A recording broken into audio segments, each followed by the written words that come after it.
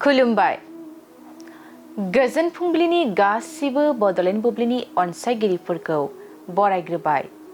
दिनै 4 डिसेम्बर बुधबारनि फान्जामुथिखौ फरायथिनो लादों आं किलिकां ब्रह्मआ। फान्जामुथिनि गिबियाव दं मेष राशि। मोनखानाय मुवाखौ खोमाफिननांनो हागौ, उन दाहाजोंनो साना बारलांगोन। वृष राशि। रावनिबो बाथ्रा खोनासङालासिनो गावनि अहंखारजोंनो सोलिनो नाजागोन। मिथुन राशि।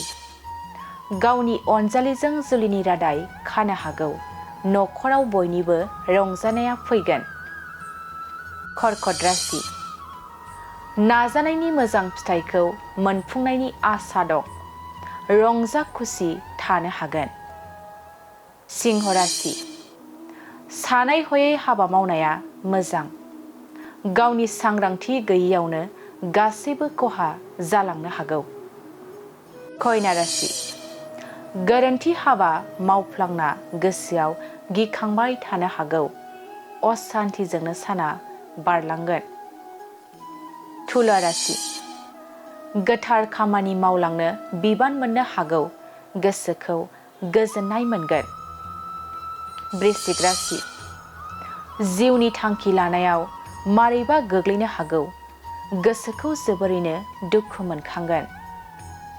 धनु राशि।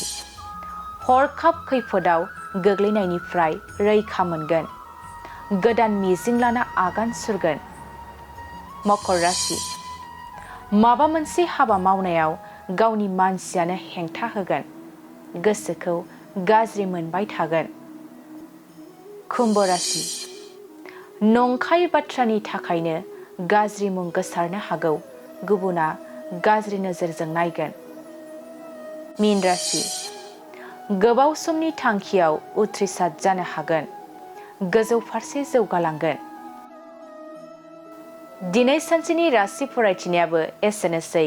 आसा खालामो नोंथांनि दिनैनि साना मोजाङै मोजां थांगोन, बेखौ बड'लेण्ड बुब्लिनि नखरनिफ्राय मिजिंथिबाय। गोजोन्थों।